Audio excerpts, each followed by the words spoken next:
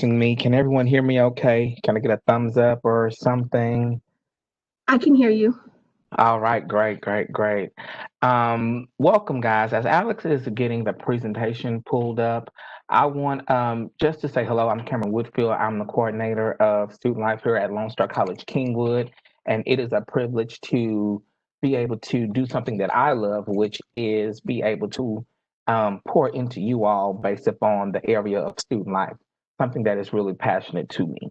And so, without further ado, Alex, are we ready to rock and roll?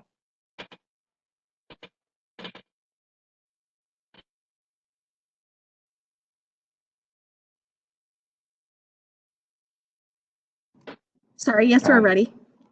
okay, come.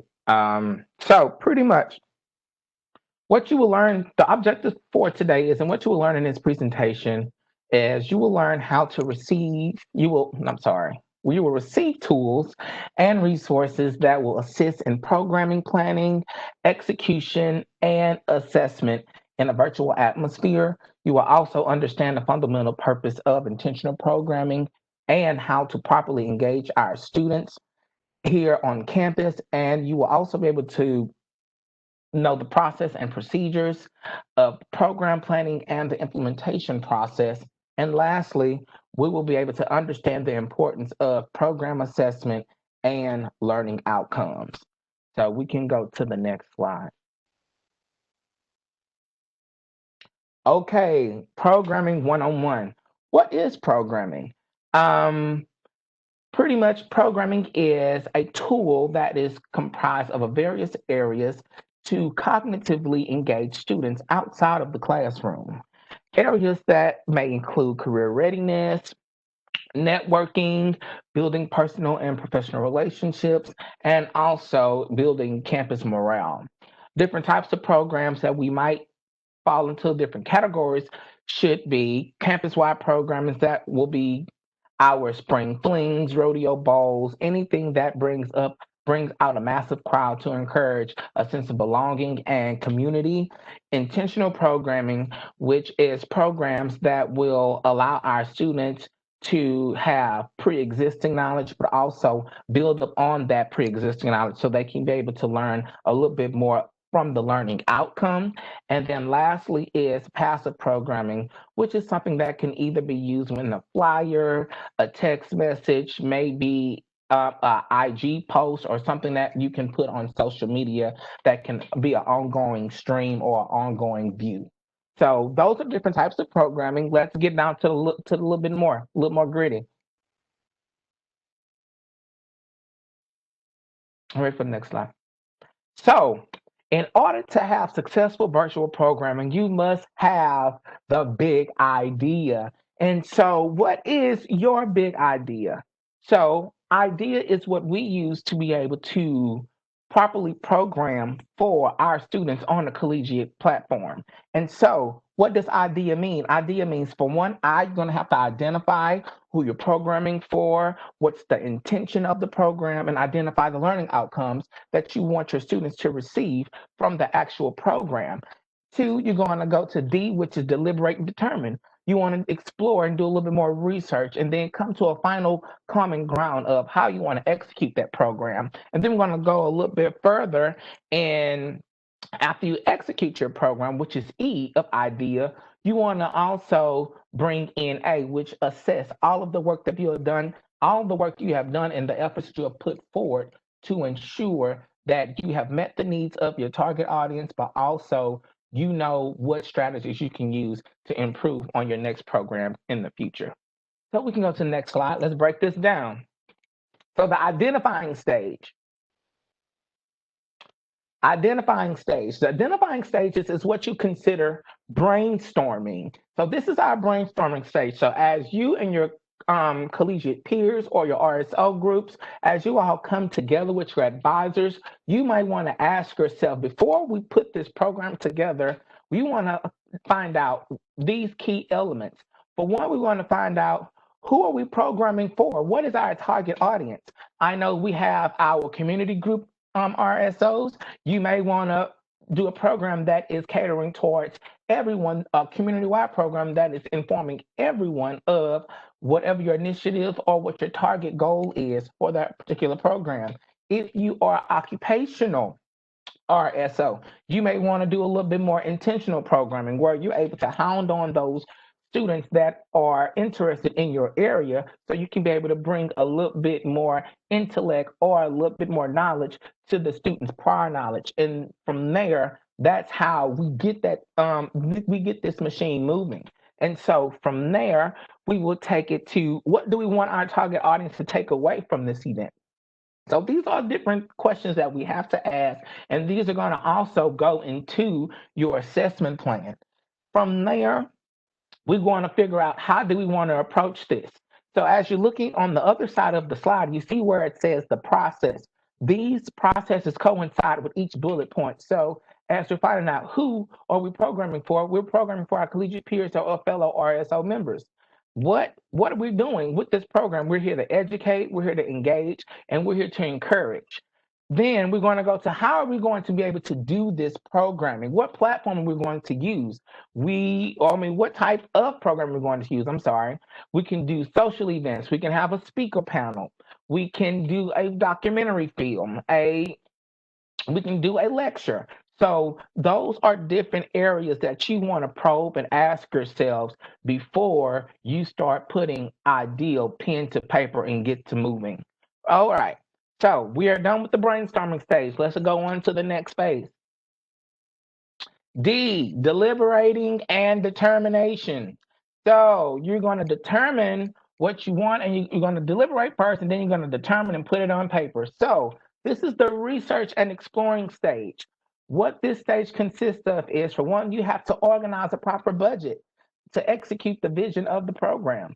We all know that some things may run off of a free budget, but if you think about honorariums and speaker processes and things of that nature, you may want to have an idea of what you want or what your budget is and how much you as an organization want to spend for this particular program. Secondly, you want to be able to determine the ideal programming approach that will effectively cater towards the listed learning outcomes. So, what is a learning outcome? Learning outcome may be to bring a sense of belonging to the college or to the students here on campus. And so, with that, what program can you do that is going to be able to shape that and going to encourage that? I will give you, for example, we have a few programs coming up that we probably need your input on. And guess what? As much as we want our students to give inputs, that is what you call bringing a sense of belonging. So we really want to hear from you. Next, researching vendors, virtual platforms that will also assist in edifying the learning outcomes of the program. So, based upon your program, you may can't find all the resources you need in-house. We may have to look for a speaker outside. We've recently had a speaker here on campus, which is Mr. Jonathan Martin. We had to outsource that speaker to come from Fox 26 News to be able to bring the vision of our learning outcomes across in our feature program, which was a true grit program. So those are different examples of what it is to explore and research different areas to approach your learning outcomes. And lastly, we want to find others on campus who support the vision of the learning outcomes to a hopeful possible collaboration. And so one thing I do encourage all RSOs to do, especially during this time frame, because this virtual platform is new to everyone. I want all of us to be able to reach out to one or maybe two, maybe three. Reach out to three other counterparts or three other fellow organizations to see what programs are they doing in the future and see how you as your organization could collaborate or be able to partner and add to that vision. And so from there, we're going to look at the processes of these. As we all know from previous trainings, we already know about the program fund request. It's the same process as it was before. I think the only thing we probably added was the learning outcomes. And if you need assistance with projecting and writing learning outcomes, if not, reach out to your advisor. And if you are not able to find your advisor in time, feel free to reach out to us. We're available. Make an appointment with us, and we'll be able to walk you through that process. And from there, if you're able to work with a vendor outside of campus, then we have the vendor agreement process, which once we're able to locate a vendor, you let our office know. From there, I and Alex Briggs will partner together to ensure that all of the documentation and the streamlines of the communications for the vendor and the fees are available, and ensure that your funds for your organization is available. If they request a speaker fee or honorarium fee, we want to make sure that we have that on hand from your areas. And then lastly, the virtual payment process.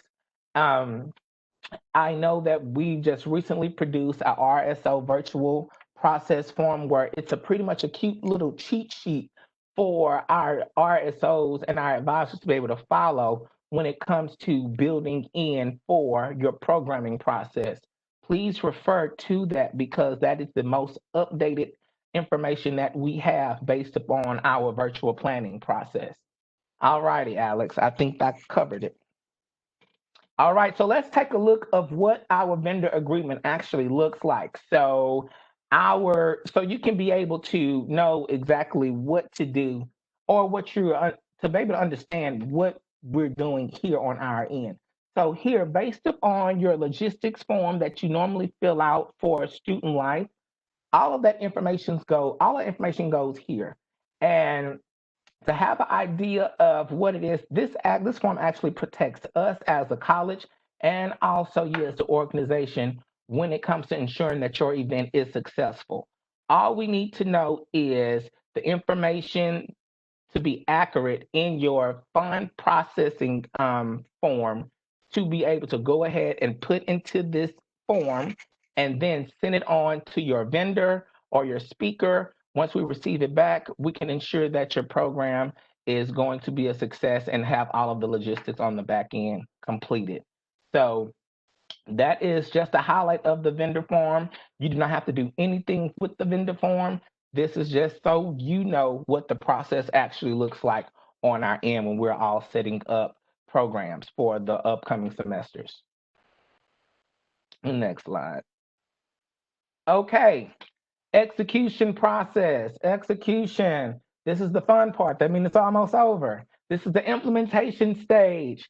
So, in the implementation stage, we want to know and want to have the following. We want to make sure that you organize layouts for the program. Make sure that you have any order of programs or programs printed.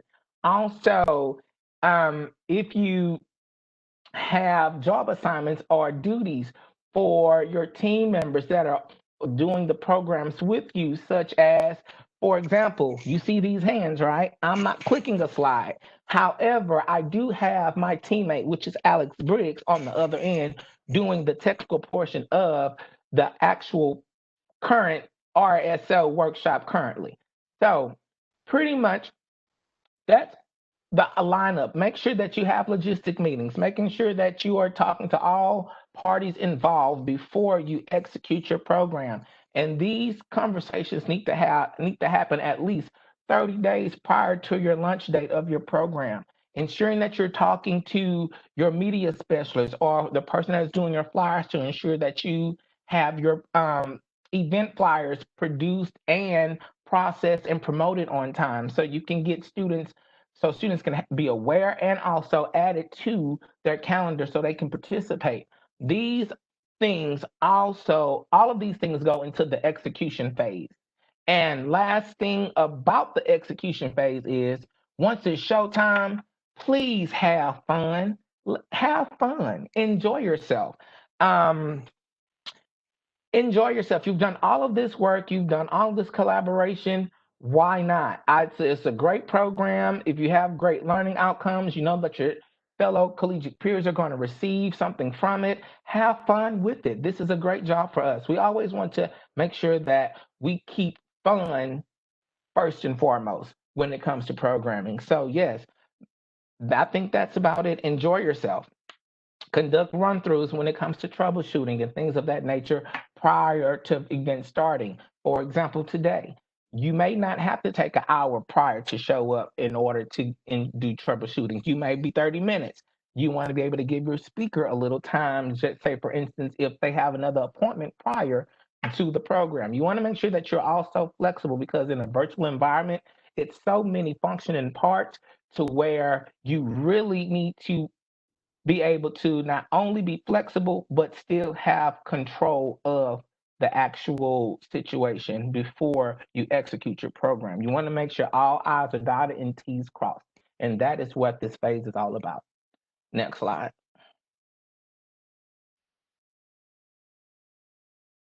All righty. The assessment portion. So this is my favorite part.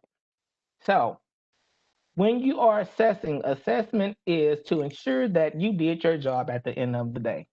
So, things that you need to think about in the evaluation stage is, did your audience master the learning outcomes outlined for your program?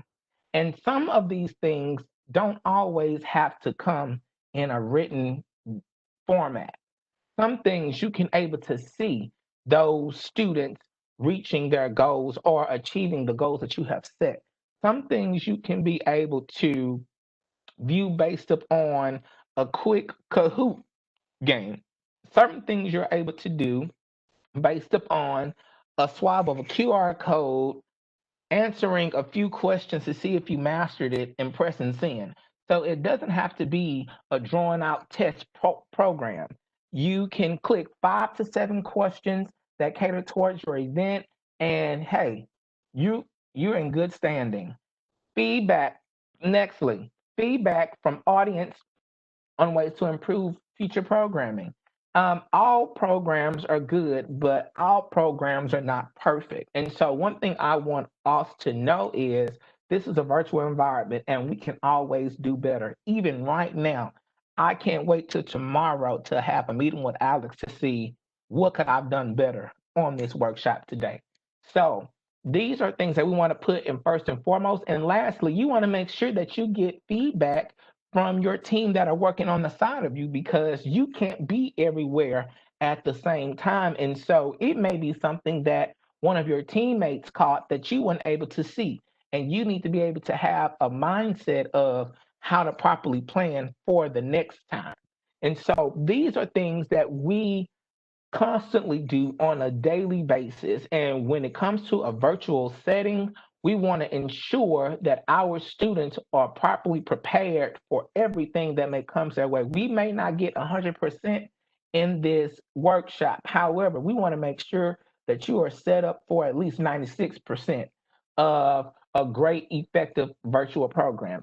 Please make sure that you're reaching out to OTS. Make sure you're reaching out to creative services, making sure that we know the branding out guidelines. Make sure we have model release forms taken care of if we're working with vendors and other people that are not a part of the university system or the college system. So we want to make sure that we dot every I and cross every T. So that is for recapping. Let's find out what a program assessment may look like, or let's see what a survey looks like. Let's see what some questions may look like. All right, these are some sample questions that you might want to be able to pull from. I know Alex is recording the PowerPoint, and if you need the PowerPoint, she can send it out as well. But these are a few questions. This program was very educational and informative. Am I informing you? And so you answer that.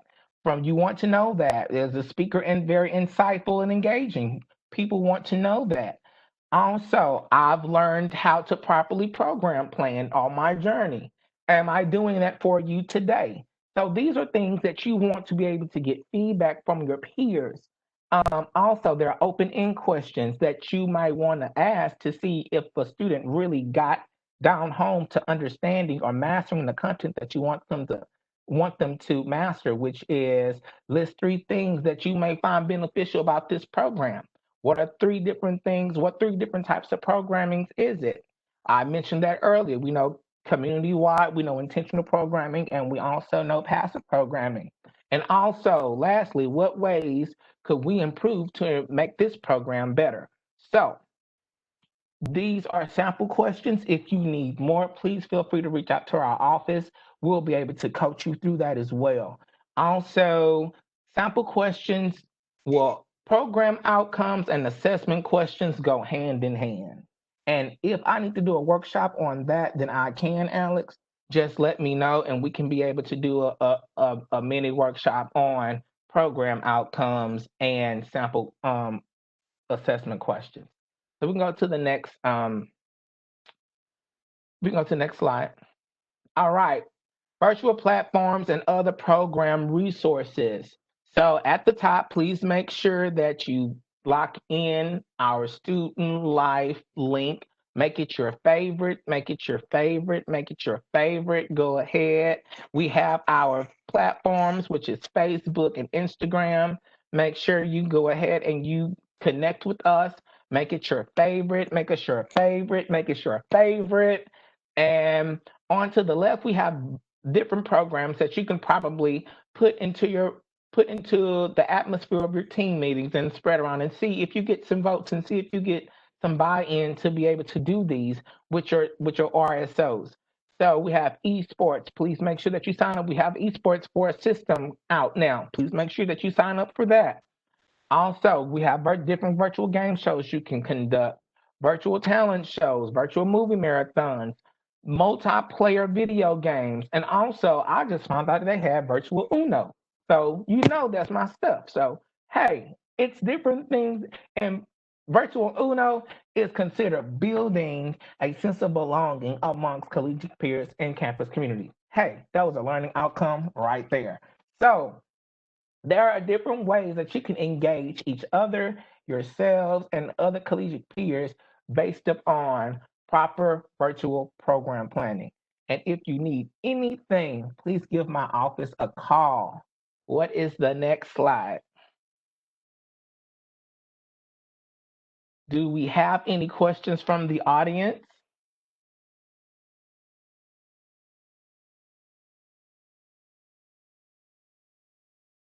Going once? I don't see any questions, Cameron. Well, thank you so much for having me. Thank you, Alex, for reaching out. This is my stuff I love to do. If you need another workshop, let me know. And have a great year, Coyotes. Good luck on midterms. And I look forward to seeing you face to face soon. Bye-bye. Yes. Thank you, guys. And the next presentation will be on SWOT techniques for time management. That's on the 20th so next week. So you'll be getting an email about those as well. So feel free to join us. Thank you again to Cameron. And I'll be sending this presentation out as well and putting it on our YouTube for you guys to view at any time. Thank you to our interpreters and our closed captionists. Have a great day, everybody.